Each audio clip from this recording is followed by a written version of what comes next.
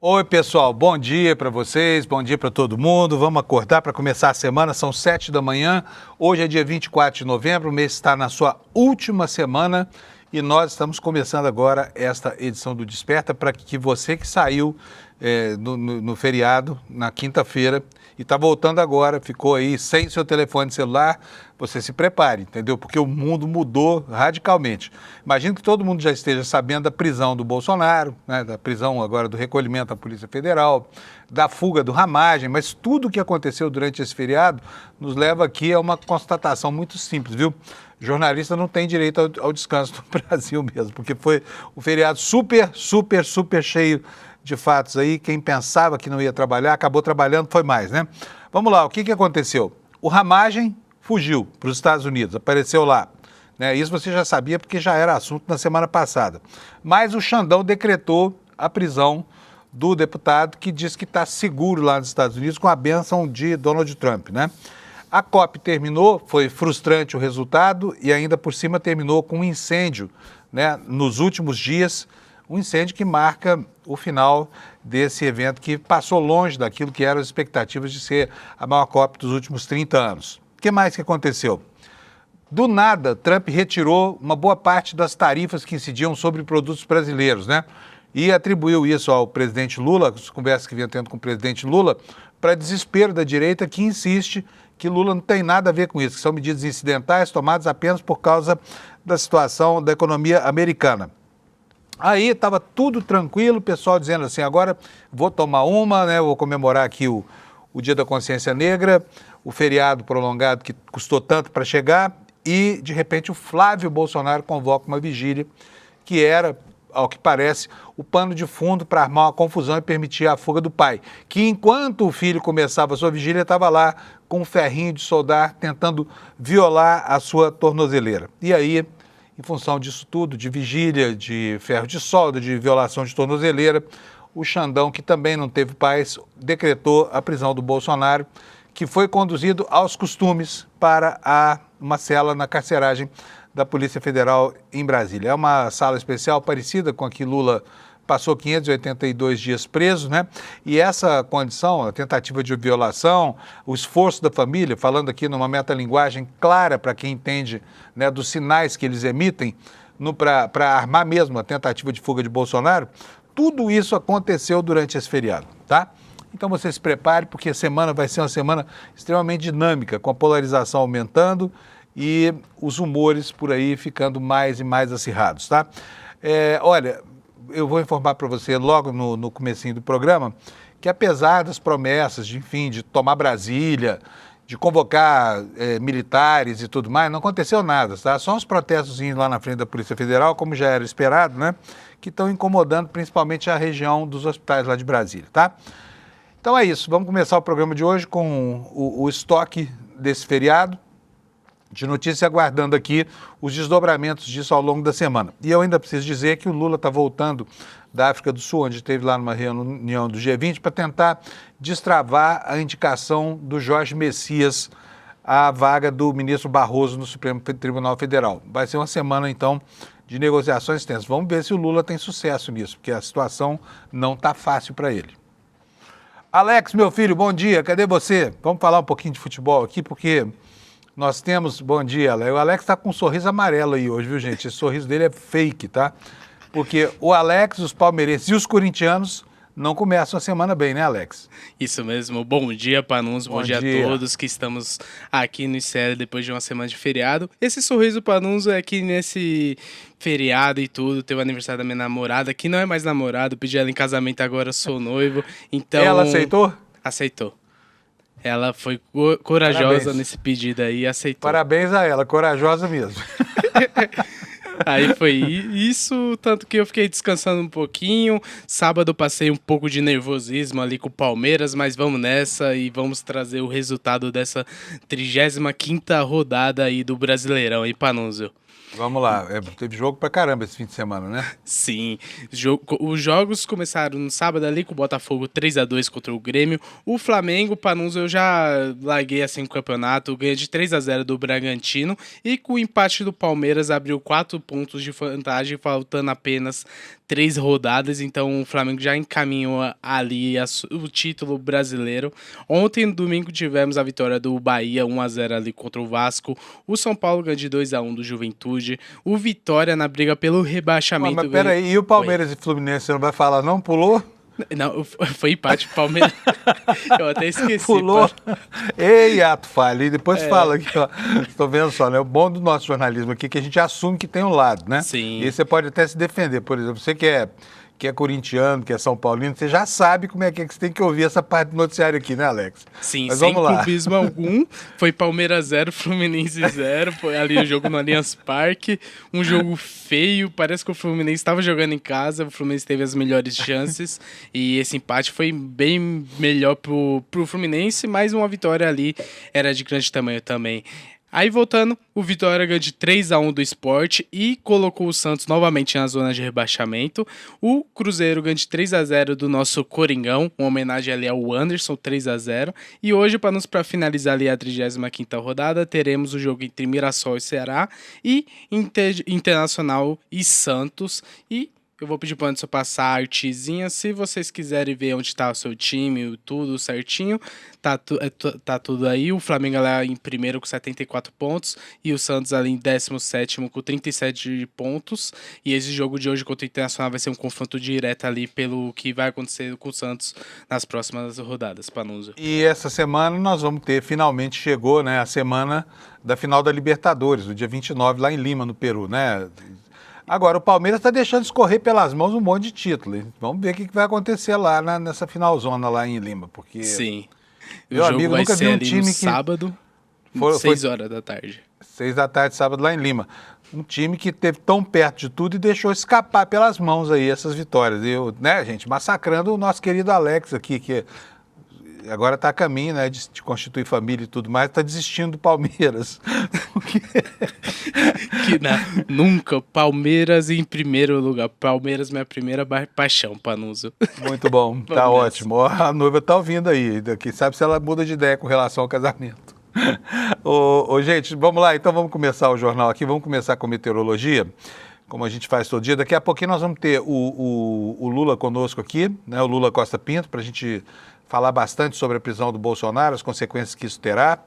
E teremos também o Kleber complementando informações aqui acerca do que aconteceu esse fim de semana com a família dos Bolsonaro, trazendo aqui os bastidores disso tudo que está rolando lá em Brasília, tá bom? Bom, gente, olha, eu vou começar aqui mostrando para vocês, antes do site do INMET, essa matéria aqui da Folha, dizendo que a semana começa com um alerta laranja para tempestade nessa segunda aqui em São Paulo. E é o lugar do Brasil em que tem um alerta mais severo. Por quê? Por causa da passagem de uma frente fria pelo litoral, que está provocando chuva, inclusive aqui na capital, né? A matéria diz que a frente fria no Oceano Atlântico, na costa de São Paulo, e a umidade que vem da Amazônia devem provocar instabilidades, né? E o INMET emitiu um alerta laranja de perigo para tempestade com previsão de chuva entre 30 e 60 milímetros por dia, que é isso aqui que você vai ver na sua tela agora. Olha aí, olha. Então nós temos aqui, olha, um alerta de chuvarada lá de tempestade no interior do Amazonas. Nessa outra faixa aqui, que vai lá da Cabeça do Cachorro até a divisa lá com Tocantins e Goiás, nós temos também o alerta de chuva, mas não é um alerta tão severo. E aqui no Sudeste, olha, no Triângulo Mineiro, na divisa de São Paulo com o Triângulo Mineiro, temos o alerta de chuva grande, a mesma coisa sobre o estado de Santa Catarina, mas o bravo mesmo, olha, é esse vermelhinho que está aqui em cima do estado de São Paulo, tá vendo? Ó, você está vendo aqui? E o que ele diz? Vamos ver? Vamos ver, olha aqui, ó, chuva entre 30 e 60 milímetros, chegando até 100 milímetros por dia, ventos intensos que podem chegar a 100 quilômetros por hora, queda de granizo possível, risco de queda de energia elétrica, estragos em plantações.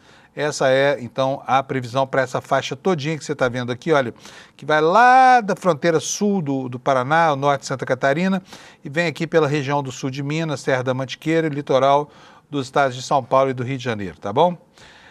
Então é isso, essa é a previsão do tempo. Eu vou agora com as temperaturas no Brasil para a gente ver, nada demais no mapa. Olha, mas nós temos aqui uma área preta aqui no mapa, tá vendo só? que coloca aqui essa região toda como a região complicada do dia de hoje. Mas vamos para as temperaturas. Porto Alegre vai chegar a 25 graus, Florianópolis a 20 graus, em Curitiba a máxima será de 17, em São Paulo com chuva 22, no Rio de Janeiro a temperatura vai a 26 graus, em Vitória a 28, em Belo Horizonte a 24, agora vamos aqui para o centro-oeste brasileiro. Em Campo Grande a temperatura chega a 30 graus, nuvens e chuva. Em Goiânia, nuvens, pancadas de chuva também, com 28 graus de máxima. Em Brasília, a mesma coisa, né? Então tem previsão de chuva para Brasília, isso é bom. Em Cuiabá, Mato Grosso, 32 graus de máxima. Em Rondônia, 32 graus também. Aqui essa região toda chove, tá? Em Rio Branco, 30 graus, pancadas de chuva, trovoadas isoladas. Boa Vista também, 32 graus de máxima. Em Manaus, 33 graus. Em Macapá, 35, Belém 38 graus, quente pra caramba, em São Luís 34 graus, Forninho do Brasil, Teresina 38, aí as capitais do Nordeste, Fortaleza com 32, 31 graus em Natal, Recife 32, em Maceió 31 graus, claro, tá, tempo bom para praia hoje lá no Nordeste, Aracaju 31 graus e Salvador com 29. Temos aqui Palmas, no Tocantins, também com 29. Eu sei, vocês falam assim, o Fábio fala as capitais do Nordeste como se o Piauí e o Maranhão não fossem Nordeste. São Nordeste, sim, mas são uma região do Nordeste cuja previsão do tempo sempre é diferente, né? As outras todas, né, que estão mais ao leste do Brasil, elas têm também um padrão de tempo muito uniforme ali. Por isso que eu faço essa distinção, tá bom? Vamos olhar aqui, gente, as notícias no site do ICL. Olha só, a história toda do Bolsonaro, tá? A defesa do Bolsonaro, os bolsonaristas tentam cravar aí a história de que ele foi vítima de um surto paranoico, tá? Que teve uma alucinação de madrugada lá, ouviu voz da tornozeleira, ele explicou aquilo como uma curiosidade, mas disse que não, quando eu acordei, dei por mim, já tinha feito aquela bobagem lá com ferrinho de solda. O que foi que aconteceu? O ferro de solda é um instrumento pequeno, ele tem a ponta quente, mas não é extremamente quente, é quente o suficiente para derreter estanho, né? E derrete plástico também. Então não é aquela solda que aparece nos memes da internet com fogo e tudo mais, não. É um aparelhinho que, enfim, perfura o plástico aí. E os médicos estão tentando fazer passar essa versão de que a combinação de dois remédios, que são a pregabalina e a sertralina, teria provocado alucinações do Bolsonaro. Peguei a bula da pregabalina, não. A pregabalina é um antidepressivo que é usado especialmente por quem tem dores nevrálgicas e fibromialgia. Mas ele não provoca alucinações. E a alucinação é um efeito muito raro, considerado muito raro, entre quem toma sertralina, medicação que o Bolsonaro estaria usando há quase... há cerca de 4 dias, né? Receitado por uma médica, sem conexão com os outros médicos. Mas a bula do remédio ressalta que são efeitos muito raros, tá? Não que não possa acontecer. Agora, no caso do Bolsonaro, parece que foi mesmo um descontrole provocado pelo seu inconformismo, né? De estar nessa situação, preso em casa, estava com essa tornozeleira. Mas vamos ver aqui depois, ao longo do jornal de hoje, por que os médicos estão dizendo que o Bolsonaro estava num estado de confusão mental, né? O Flávio Bolsonaro, esse sim está enrolado, porque a vigília que ele chamou, ele o fez de uma forma lá, usando as mesmas parábolas que faz sempre, mas falando em senhor dos exércitos, em resgatar os prisioneiros, uma live cheia de palavras que o público dele sabe muito bem o que são, né? Esse público que é versado em interpretar a semiologia das mensagens de comando, entendeu muito bem o que era e acorreu lá ao local marcado, nas proximidades da casa do Bolsonaro, para fazer toda aquela confusão que do nada começou. E daqui a pouco o Kleber Lourenço vai contar para a gente detalhes dessa convocação aí, porque ele conseguiu alguns elementos bem interessantes, né? Outros destaques aqui no site do ICL, esse pastor Ismael Lopes, olha, esse homem aqui, você deve ter visto a cara dele no noticiário aí, porque foi um sujeito de uma coragem extrema. Ele apareceu lá na vigília, um dos pastores pautados para falar faltou, ele pegou o microfone e aí recitou lá uma passagem da Bíblia que diz que quem cava covas cai dentro dela. E depois disse para o Flávio Bolsonaro, que estava se referindo ao pai dele, que matou 700 mil pessoas e provocou 500 mil mortes evitáveis durante a pandemia. O cara foi de uma coragem, sabe? É um pastor evangélico e ele é um pastor de esquerda, tá? Em Santa Catarina tivemos um evento triste lá, uma professora foi morta numa trilha e já prenderam o suposto assassino, né? Outros destaques, bloqueio dos recursos da Rio Previdência no Banco Master leva a LERJ a investigar uma operação do Credicesta. E isso tudo a gente vai detalhar para você ao longo da edição de hoje. São 7 horas e 15 minutos. Eu quero começar a falar sobre o assunto do dia, que é justamente a prisão do Bolsonaro, o assunto do século, talvez, né? Vamos começar relembrando como é que foi, porque eu tenho certeza que muitos de vocês saíram para o feriado e não tiveram a oportunidade de ver, porque no feriado você fica ocupado com outras coisas, com o churrasco, com a cervejinha, e para muita gente isso aqui passou despercebido. Mas a história toda da prisão do Bolsonaro começa com mais um erro cometido por um dos seus filhos, dessa vez pelo senador Flávio Bolsonaro, né, numa armação cuja inteligência desse núcleo mais uma vez foi posta à prova. É muita gente atrapalhada, né, reunida no mesmo local aí do espectro político e ideológico. E não é possível tanta falta de inteligência quanto houve com relação a esse episódio.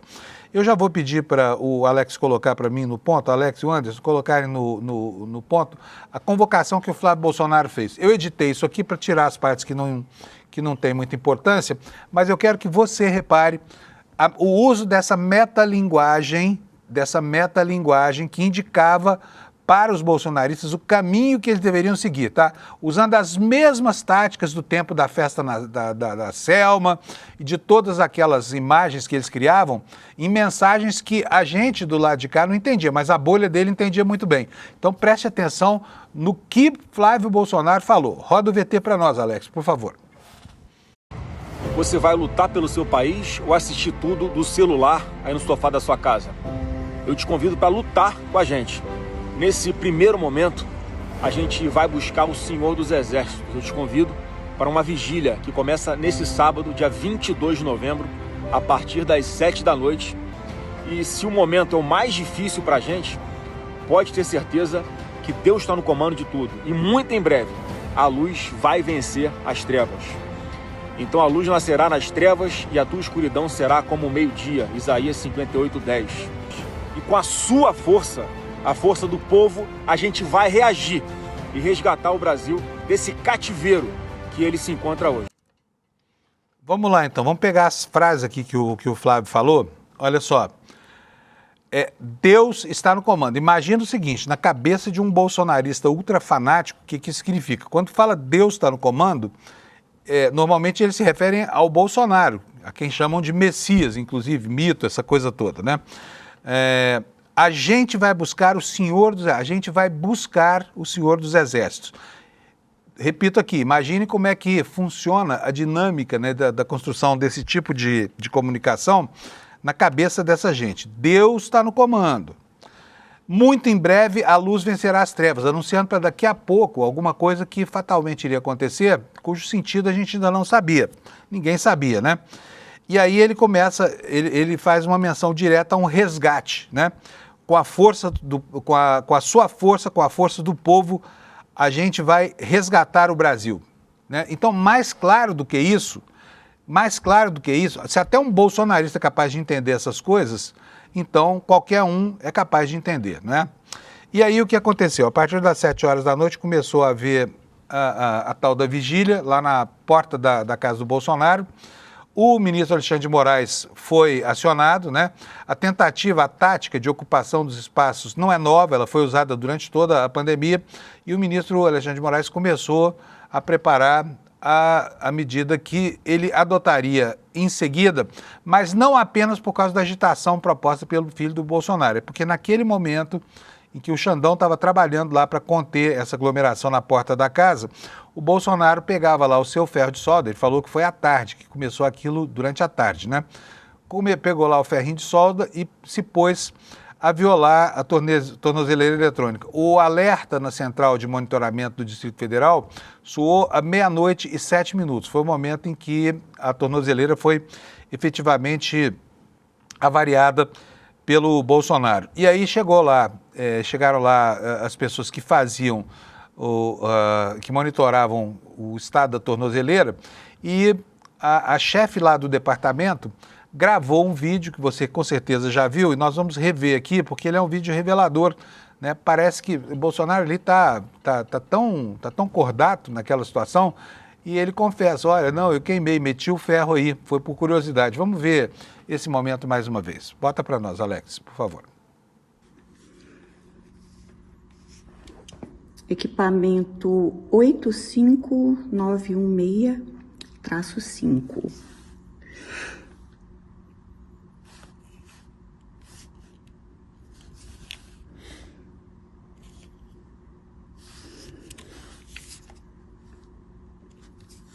Você usou alguma coisa para queimar isso aqui? Eu tinha um ferro quente aí.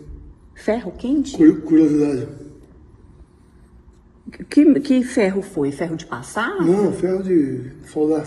Ferro de solda, aquele que tem uma ponta? Sim.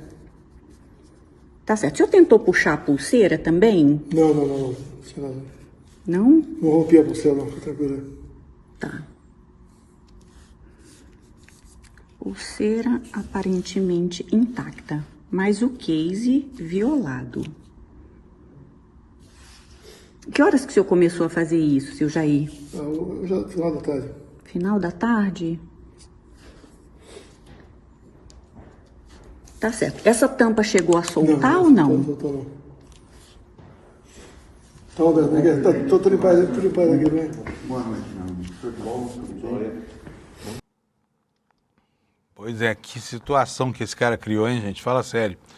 Ele passou muito tempo ali fazendo esses buracos, deve ser um plástico bem duro ali na capa, porque o ferro de solda, como eu falei, não é tão quente assim, né? Ele demora para fazer esse tipo de efeito aí. Ela até que resistiu bem. Bom, mas eu vou chamar o Kleber Lourenço aqui agora, porque o Kleber conseguiu uma informação de que há uma conexão, sim, entre os dois movimentos que a gente viu, a vigília e a violação da tornozeleira. Kleber, cadê você? Bom dia, Kleber Lourenço. Bom dia, Panunzio. Bom dia à comunidade do ICL. Kleber, antes de mais nada, vou mostrar aqui a sua matéria e ler um trechinho dela para que você possa explicar, tá bom? Bota na capa, por favor, aqui, olha, tá aí, olha. Flávio antecipou vigília enquanto Bolsonaro violava a tornozeleira eletrônica. A violação da tornozeleira por Bolsonaro começou no início da noite, de acordo com fontes da Polícia Federal. No mesmo período, por volta das 17 horas, o Flávio Bolsonaro intensificava a mobilização nas redes, convocando apoiadores para a porta. E às 21 horas, o senador enviou a parlamentares bolsonaristas uma mensagem pelo WhatsApp. Essa mensagem é que é o ponto fulcral aqui da história que o Kleber vai contar para a gente. Que mensagem era essa, Kleber? Olha, às 9 horas da noite, o Flávio Bolsonaro estava bem desesperado, bem preocupado, inclusive, com as repercussões que poderiam ter ali. Provavelmente ele já estava ciente do que o pai estava fazendo, uma vez que o próprio ex-presidente afirmou aos agentes da PF que começou a violar a tornozeleira no início da tarde. E aí ele manda uma mensagem em alguns grupos do PL em Brasília com o seguinte texto. Vou ler aqui para você, Panunzio. Sei que quase todos não estão em BSB, Brasília. Vou tocando aqui com quem puder sem problemas, mas senti no coração de movimentar o tema rápido, porque a maldade pode vir a qualquer momento. Veja só, isso foi às 9 horas da noite, quando o pai dele já estava ali violando a tornozeleira. E é importante também lembrar que, como o Bolsonaro disse, ele começou isso no final da tarde, e por volta das 5 horas, Flávio já tinha lançado também um primeiro vídeo nas redes sociais, conclamando os seguidores para irem para a porta do condomínio do pai dele. Então, tudo isso faz parte de uma orquestração, sim, que está mais do que evidente que visava a fuga do ex-presidente Jair Bolsonaro através de um tumulto na frente da casa dele, de uma confusão ou algo do tipo. Pois é, parece que não resta dúvida disso, né? E agora que querem fazer crer que não havia conexão nenhuma entre uma coisa e outra, que foi tudo coincidência, né? E, Kleber, mais algum detalhe nessa linguagem? Porque eles usam uma linguagem que eles entendem. É isso que eu estava falando aqui agora há pouco, né? Toda aquela mobilização para o 8 de janeiro, durante meses, foi feita exatamente com isso, né? Parábolas bíblicas, enfim, falas aparentemente desconexas, mas no final das contas tudo isso tinha um sentido, que também se pode verificar nesse episódio, que é exatamente esse da tentativa de provocar uma confusão para o Bolsonaro poder vazar da casa dele, não é isso? Exatamente, e depois que o Bolsonaro foi preso, eles também já pensaram em montar outras confusões. Durante a manhã de sábado, eu conversei, por exemplo, com o deputado e líder do PL na Câmara, o Sócrates Cavalcante, e perguntei para ele sobre algumas insinuações que parlamentares do partido dele me fizeram sobre estarem organizando também um novo acampamento aos moldes daquele que foi em Brasília, mobilizações do tipo, e ele não negou. A única coisa que ele me respondeu é que eles estavam indo que ele estava indo para Brasília e que iam discutir as formas de reação em relação à prisão do ex-presidente. Então ele não descartou também que pudesse ter um novo acampamento. Lembrando que os acampamentos em Brasília eram verdadeiros ninhos de criminosos ali. Os relatórios policiais, tanto da Segurança Pública do próprio Distrito Federal quanto do próprio Exército, revelavam todo tipo de absurdo, desde de abusos, armas, tráfico, enfim, todo tipo de sortilégio acontecia naqueles acampamentos. E eles queriam instalar um novo acampamento, tendo já o histórico do anterior, lá na frente da base da Polícia Federal. Sabe-se lá o que poderia acontecer caso tivessem tido êxito ou no acampamento na frente da PF ou na frente da casa do ex-presidente Jair Bolsonaro, que inclusive mora muito próximo do setor de embaixadas e ainda mais próximo da embaixada do governo americano. Pois é. Tá bom, Kleber. Olha, muito obrigado pelas suas informações então, viu? Fiquemos aqui com... Você tem mais alguma coisa que você queira acrescentar? Olha, Panuso, só acrescentar que os bolsonaristas gostam de afirmar que o Bolsonaro está sendo perseguido, que está sendo vítima de assédio judicial, todo tipo, que o Brasil vive uma ditadura, mas vale lembrar que uma das decisões de Alexandre de Moraes permite que Bolsonaro tenha atendimento médico, acompanhamento médico integral.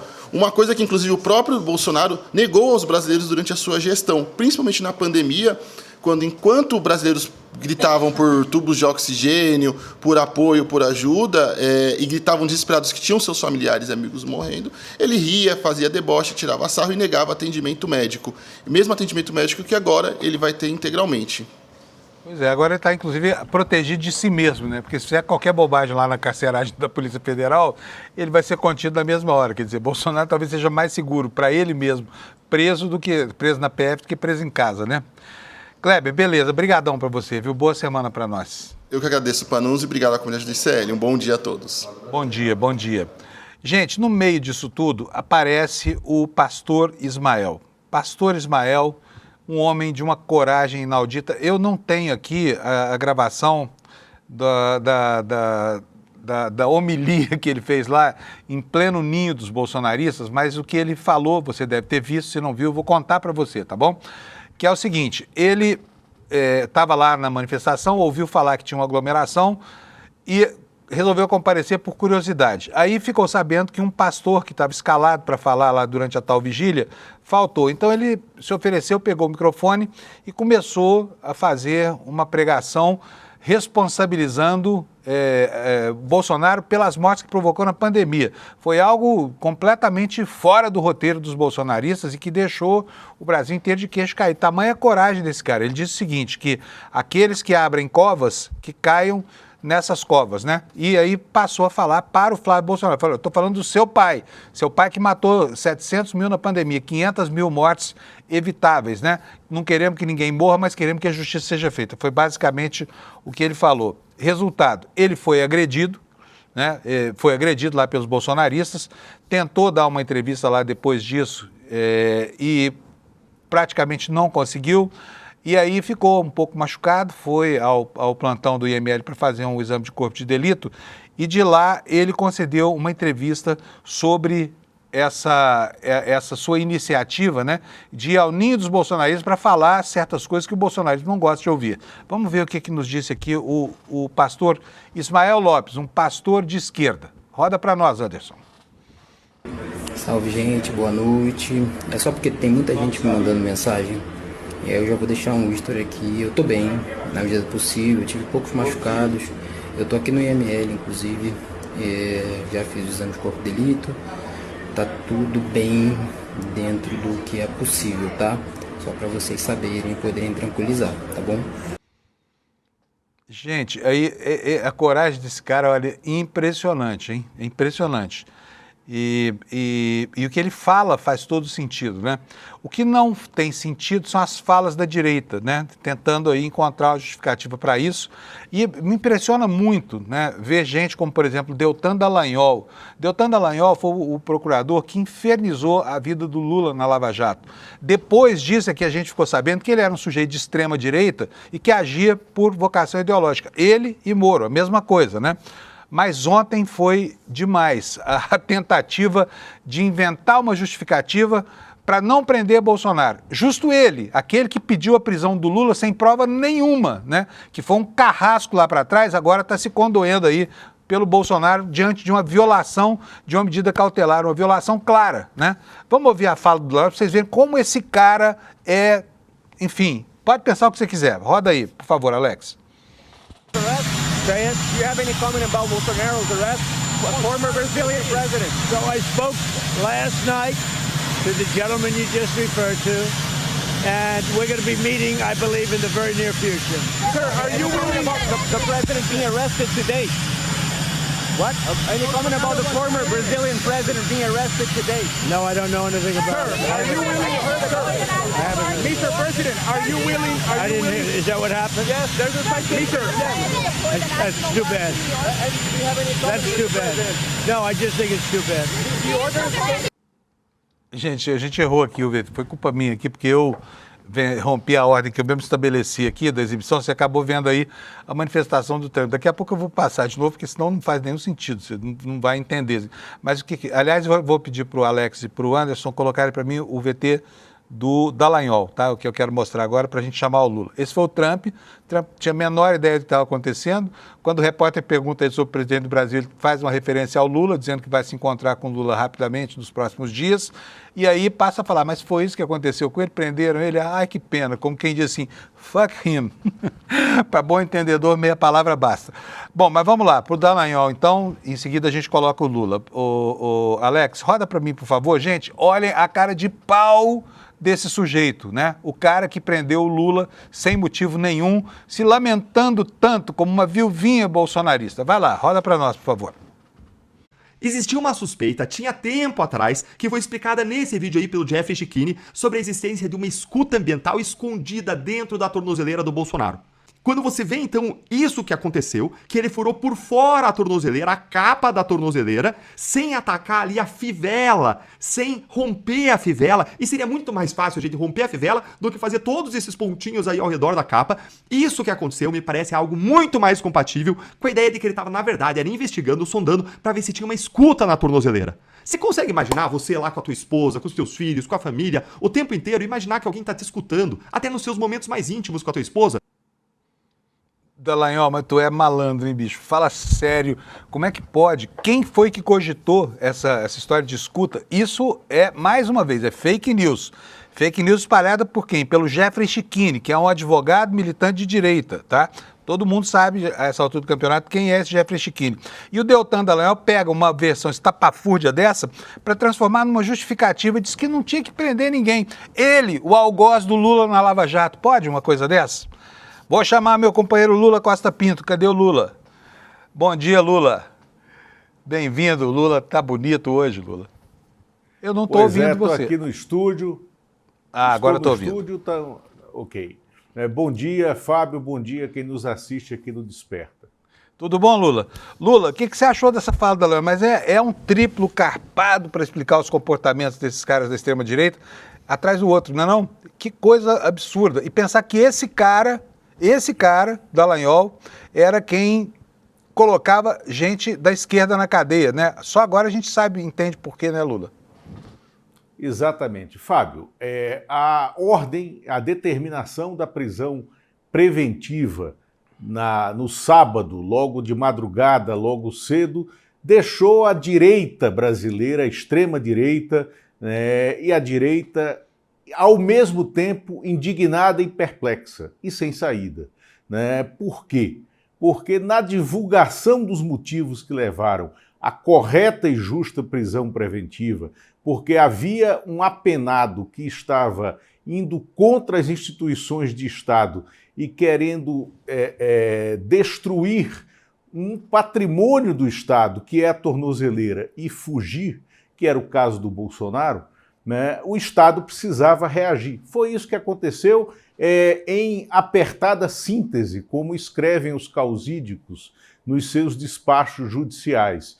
E o Deltan Dallagnol, que é candidato a retornar ao Congresso porque ele está, apesar de ter sido cassado, ele está elegível, porque ele foi cassado, porque a Justiça Eleitoral não entendeu que ele poderia ser candidato naquele momento em que ele foi e foi eleito, então ele está elegível, ele está em campanha, e esse vídeo é quando ele tenta voltar, né, ao seio do bolsonarismo com quem ele havia não necessariamente rompido com o Bolsonaro, mas como ele é um militante lavajatista dessa extrema-direita jurídica, entre aspas, né, em algum momento ele se distanciou. Agora ele está voltando a esse leito. Mas o que aconteceu, a divulgação do vídeo, né, da tentativa de rompimento da tornozeleira, mudou completamente qualquer tentativa de reação da extrema-direita. Antes da divulgação daquele vídeo, eu, por exemplo, ouvi manifestações do deputado Paulinho da Força, que é o relator daquele projeto natimorto da anistia e que eles estão tentando trazer de volta para a pauta da Câmara dos Deputados esta semana e não conseguirão. O deputado Paulinho da Força admitiu que aquele vídeo que mostra a tentativa de rompimento da tornozeleira por um ferro de solda, né, com um Bolsonaro narrando as próprias ilegalidades tentadas, com uma voz pastosa, com uma voz desequilibrada, não de quem estava em surto, mas de quem estava procurando o roteiro, a narrativa para justificar as suas ilegalidades. O Paulinho disse, olha, isso inviabiliza, né, o trâmite da anistia. Apesar disso, ele vai tentar. Hoje, às 14 horas, o PL se reúne aqui em Brasília, sob a liderança do Valdemar Costa Neto, para tentar estabelecer uma estratégia de reação a essa prisão preventiva que está extremamente bem fundamentada, que na tarde de hoje já deverá ter recebido as manifestações dos outros 3 ministros da primeira turma do Supremo Tribunal Federal, porque o pedido de prisão preventiva do Alexandre de Moraes será colocado em votação no plenário virtual, em julgamento no plenário virtual, a partir das 8 horas da manhã, já, até as 8 horas da noite. Esse é o prazo limite, né, para a manifestação dos ministros, dos demais ministros da primeira turma, Cristiano Zanin, Flávio Dino, que integram a primeira turma, além do Alexandre de Moraes, né, e a Carmen Lúcia, a ministra Carmen Lúcia, e que devem confirmar por 4-0, né, essa manifestação. Por quê?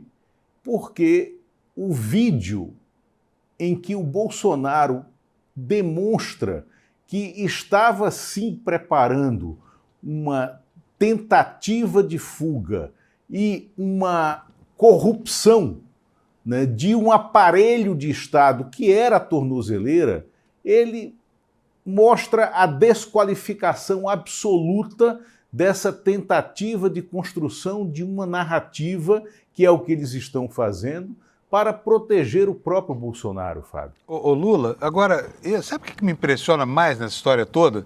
É a estupidez dessa família, sinceramente.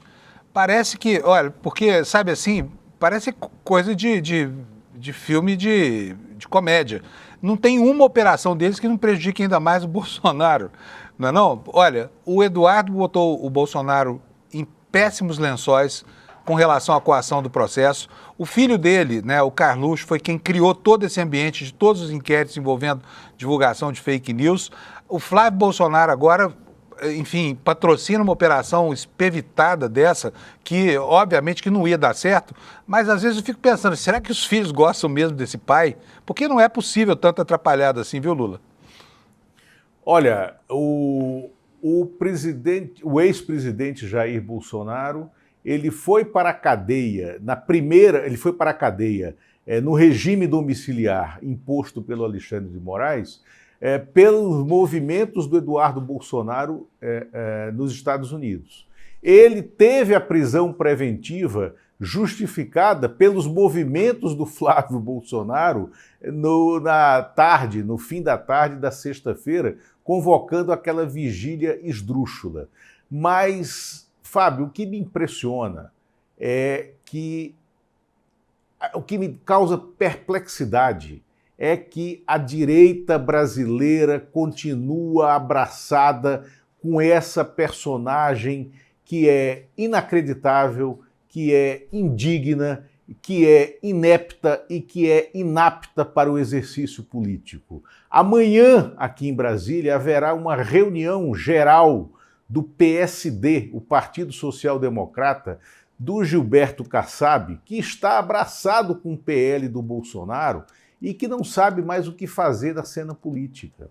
Essa reunião do PL hoje à tarde é para definir quem será o porta-voz do Bolsonaro na política. Se vai ser a Michele ou se vai ser o Flávio. E já está descartado que seja o Eduardo Bolsonaro. Claro, não só porque ele está foragido, né, mas porque ele não tem condições legais, morais, políticas de assumir esse papel de porta-voz do próprio pai.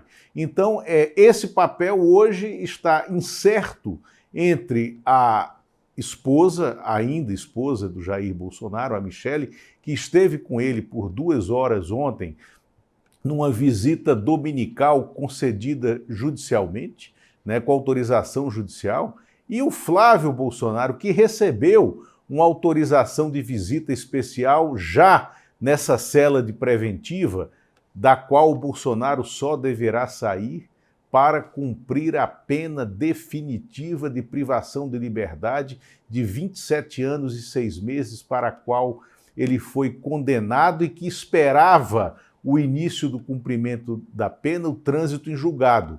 O Flávio Bolsonaro recebeu uma autorização de visita de apenas meia hora ao pai, diferente da Michele. Então, o próprio Alexandre de Moraes, exercendo o seu correto poder, a sua correta autoridade, né, de juiz nesse processo, ele está, sim, já fazendo a diferenciação entre esses eventuais porta-vozes do bolsonarismo. Formalmente, essa questão política será decidida hoje à tarde, se eles tiverem condição de fazer isso, aqui em Brasília. E o fato é também, Fábio, o povo na rua que em algum momento esteve com o Bolsonaro, cansou, se exauriu, a força do bolsonarismo se exauriu e hoje o Bolsonaro caminha para confirmar aquele vaticínio que nós já dissemos aqui mesmo no Desperta. Depois de condenado, colocado em reclusão pelo Estado brasileiro, porque foi julgado e condenado num processo absolutamente constitucional e dentro das regras, o fim do Bolsonaro é o esquecimento.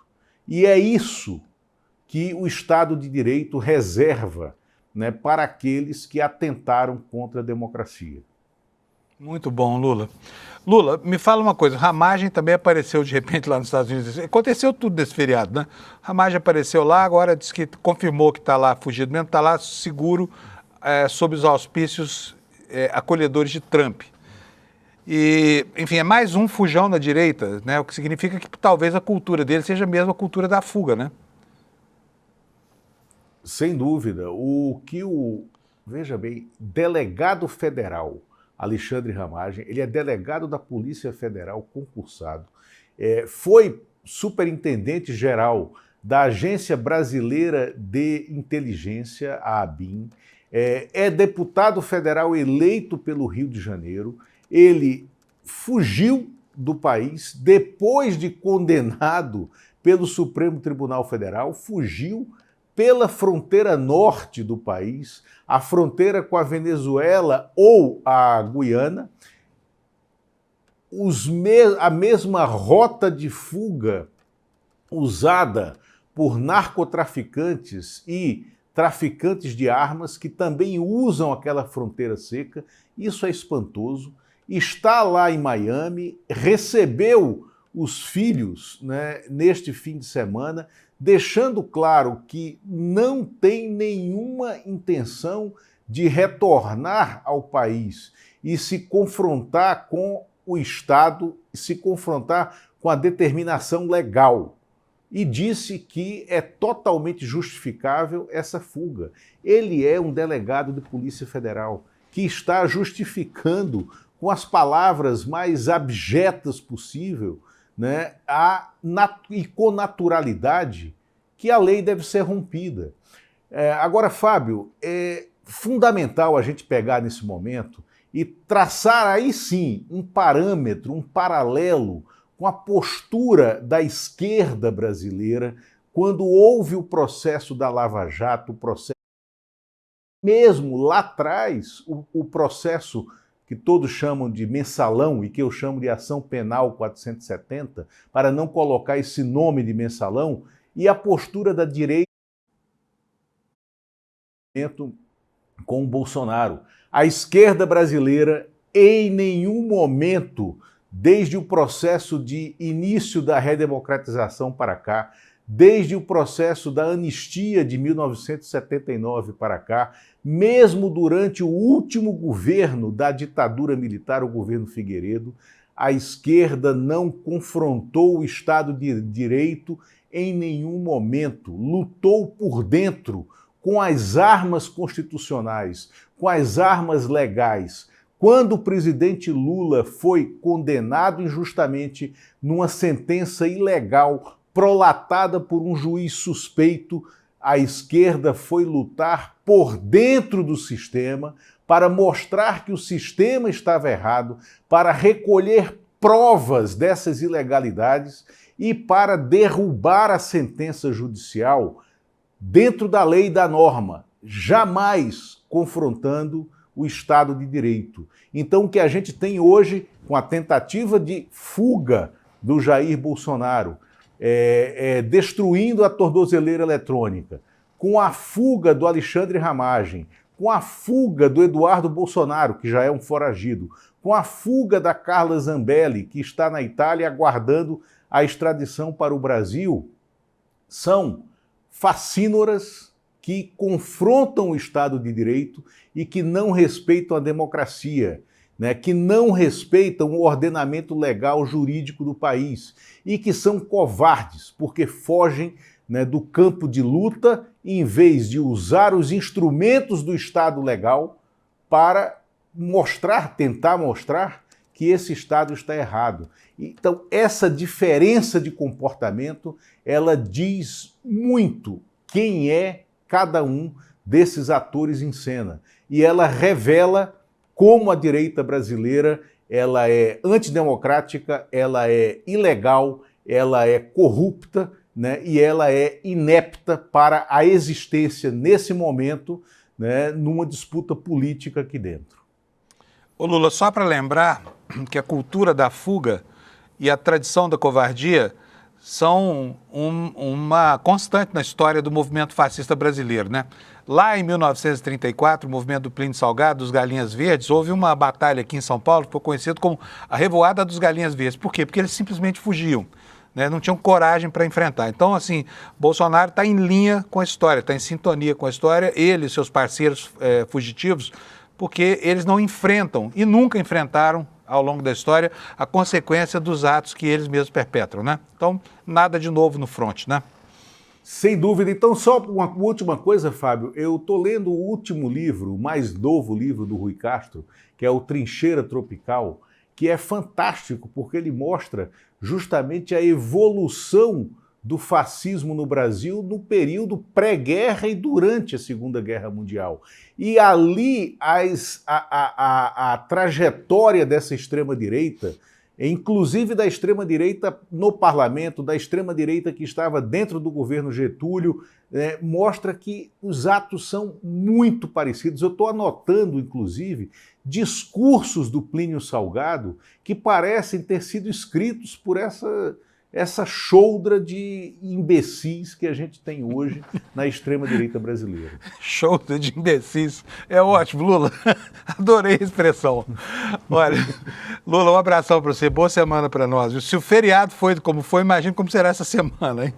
Não, a semana será fantástica, né? Esperem isso. Né? Muito bom. Um abração, Lula. Obrigado, viu? Abraço. Até logo. Tchau, tchau. Gente, olha, é inacreditável, né? Mas vamos lá.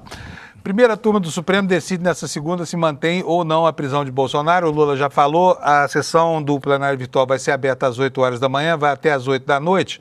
E eu fico aqui curioso para saber como o ministro Fux votaria se ainda fosse um integrante da primeira turma. Não vai votar porque esse processo não estava, esse capítulo ainda não estava em discussão, então o Fux não vota. Mas imagino o triplo carpado que ele teria que dar para justificar, né, a posição dele contra a prisão do Bolsonaro, com certeza, né?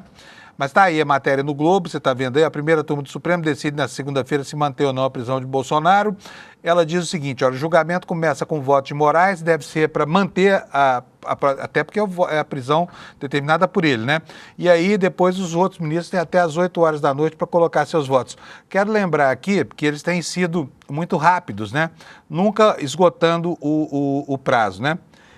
E, bom, vamos passar para o próximo assunto aqui, porque o tempo urge. Mas antes de ir para frente, a gente está falando do componente de loucura dessa história toda. Não estou dizendo que isso seja... É o Bolsonaro que está falando. Não, eu surtei aqui, tive um surto paranoico, também um remédio aí que inclusive, não causa esse tipo de efeito, ou causa muito rarissimamente esse tipo de efeito. Mas me lembrei aqui do Machado de Assis, do Alienista. Quem já leu o Alienista há de se lembrar dessa passagem. O que é o Alienista? O Alienista conta uma história ficcional de um médico chamado Simão Bacamarte, que em Itaguaí, no Rio de Janeiro, funda um hospício chamado a Casa Verde. E aí ele passa a encarcerar todo mundo, até que 2/3 da população da cidade são dados como loucos por ele e internados lá na Casa Verde de Itaguaí. E aí ele liberta os loucos e fica lá dentro só ele. E ele declara lá no finalzinho desse livro, que é muito gostoso de ler, se você não leu, leia, do Machado de Assis, né? A seguinte frase que você vai ver aí na sua tela, olha: a loucura, objeto dos meus estudos, era até agora uma ilha perdida no oceano razão. Começa a suspeitar que é um continente. No caso dos bolsonaristas, por exemplo, parece não haver dúvida, né, da razão que assiste ao personagem ficcional do Machado de Assis, tá bom? Vamos continuar então aqui com o noticiário, temos mais alguns minutinhos aqui. Ainda falando sobre o Bolsonaro, olha, os médicos falam em confusão mental no episódio, matéria que está aqui no nosso site no ICL, e suspenderam a medicação, tá? Matéria da Folha Press, que está espelhada aqui no nosso site. A equipe médica de Bolsonaro falou em um quadro de confusão mental e alucinações para descrever o episódio em que o ex-presidente tentou mexer na tornozeleira. De acordo com os médicos, o uso de pregabalina... Eu já tomei esse remédio, tá? Por causa de dores nas costas. Ele é um antidepressivo, mas ele tem uma ação analgésica importante. E é um remédio infenso. Que não, na bula dele nem tá descrito nenhum estado de confusão mental. Ele não é capaz de provocar isso. Mas vamos lá. O uso de pregabalina foi suspenso imediatamente. Bolsonaro está clinicamente bem. O episódio que o ex-presidente classificou na sua audiência de custódia como um momento de paranoia levou à decretação da prisão preventiva na véspera. A informação dos médicos consta de um boletim assinado pelos médicos Cláudia Birolini e Leandro Echenique, que estiveram pela manhã com o ex-presidente da Superintendência da Polícia Federal em Brasília, onde Bolsonaro está preso preventivamente. Eles disseram o seguinte: na noite de sexta-feira, 21 de novembro, o ex-presidente apresentou um quadro de confusão mental e alucinações, possivelmente induzido pelo medicamento pregabalina, foi receitado por uma outra médica com o objetivo de otimizar o tratamento, porém sem conhecimento ou consentimento da nossa equipe. Portanto, já estão culpando aí a outra médica, que já esteve com o Bolsonaro, tá? Aí continuam aqui os médicos. Esse medicamento apresenta uma importante interação com os medicamentos que ele, Bolsonaro, utiliza regularmente para tratamento de crise de soluço, que seriam clopromazina e gabapentina, e tem como reconhecidos efeitos colaterais a alteração do estado mental, com a possibilidade de confusão mental, desorientação, coordenação anormal, sedação, não sedução, transtorno de equilíbrio, alucinações, transtornos... Não sabia que a pregabalina era esse veneno todo. Cuidado você aí que tem fibromialgia, para não violar a sua tornozeleira eletrônica, tá bom? É um medicamento de uso muito comum, dores nevrálgicas e principalmente fibromialgia, tá? Prosseguindo aqui, aí temos as versões, né? Vocês viram o apoio, falando aqui em triplo carpado de novo, né? Tarcísio de Freitas, um homem que está lá agarrado ao Bolsonaro, não larga de jeito nenhum, e a atração dele pelo Bolsonaro tem sido condenada inclusive pela família, pelos filhos do próprio Bolsonaro, e ela acontece, é fácil entender, porque o governador ainda não tem uma consistência própria, não tem luz própria, ele é como a lua, ele só reflete a luz do Bolsonaro, e por isso soltou uma nota dizendo que o Bolsonaro é inocente. Eu gostaria de saber, inocente com base em quê? Já que foi condenado por unanimidade, né? Por unanimidade não, por consenso, pela primeira turma do Supremo Tribunal Federal. Portanto, por que Bolsonaro é inocente, não se sabe, né? E aí temos também uma outra manifestação, que eu vou colocar para vocês aqui, do governador lá de Santa Catarina, se manifestando a favor do Bolsonaro, distorcendo os motivos da prisão. Vamos ver o que ele disse? O governador de Santa Catarina usou as redes sociais para comentar a prisão. Jair Bolsonaro preso preventivamente pela possibilidade de fuga e agitação social em torno da residência.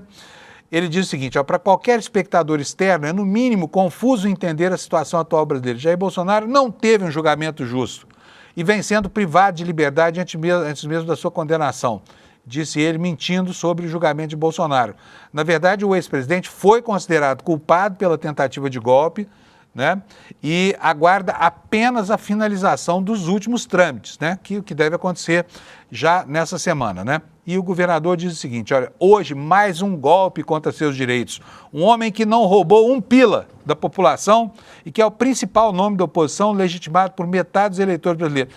Alguém precisa informar esse governador que o Bolsonaro perdeu a eleição, né? Perdeu a eleição. E sobre não roubou um pila, não, roubou joias, né? Enfim, tem uma história controversa de compra de imóveis com dinheiro vivo, rachadinha, que é uma tradição da família Bolsonaro. Então, o governador Jorginho Melo inventa outra, meu filho, porque não cola. Nem o seu eleitorado cego aí de Santa Catarina acredita nessa bobajada toda, tá bom? Dando sequência aqui, tem duas informações. O Lula ontem se conteve, tá? Comentou a prisão do Bolsonaro, disse que ele foi condenado com base no devido processo legal, mas mais do que isso não comentaria. E trouxe uma informação importante que eu vou mostrar para vocês, provavelmente vai ser a última informação do programa de hoje. Olha só na tela, por favor, Alex. Acordo Mercosul-União Europeia, informação que está no site da Agência Brasil, será assinado no dia 20 de dezembro, portanto daqui a 4 semaninhas, tá? Finalmente, né? Durante 20 anos, isso aqui foi um fetiche para a diplomacia brasileira. E a matéria diz o seguinte: olha, o presidente Lula afirmou no domingo, ontem, que o acordo de livre comércio entre Mercosul e União Europeia sai no dia 20 de dezembro, será assinado, né? Nesse semestre, o Brasil está na presidência do Bloco Sul-Americano e Lula colocou como prioridade a finalização desse acordo, né? Ele concedeu uma entrevista à imprensa em Joanesburgo, lá na África, onde estava participando da cúpula do G20. Aliás, cúpula do G19, porque os Estados Unidos não foram, né?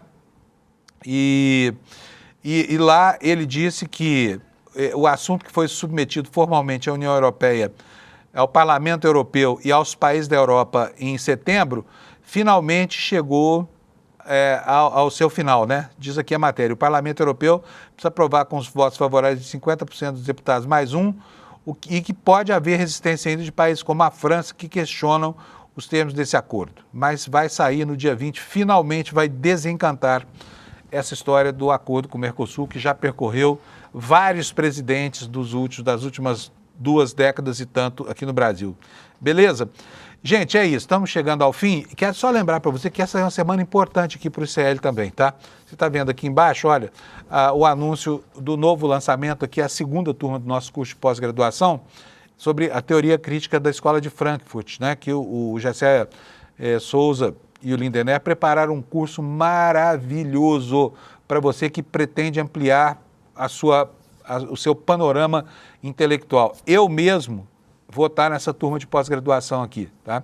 Eu já estudei a teoria crítica durante o mestrado, mas eu quero voltar a ela agora porque, né, o mundo precisa de uma reinterpretação. Se você quiser ser meu colega, vai aqui, olha, no despertaicl.com.br, deixa ali o seu e-mail e você está convidado para assistir a aula magna de lançamento dessa 2ª turma da pós-graduação. Posso dizer para vocês que a primeira turma é um sucesso absoluto, tá bom?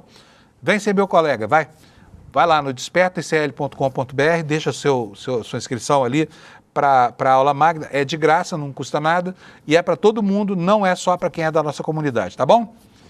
Boa semana para você, né? Que a gente tenha energia suficiente para suportar o que vem por aí, porque não vai ser fácil. E a gente se encontra aqui amanhã às 7 da manhã para repassar as próximas 24 horas. Obrigadão pela audiência. Tchau.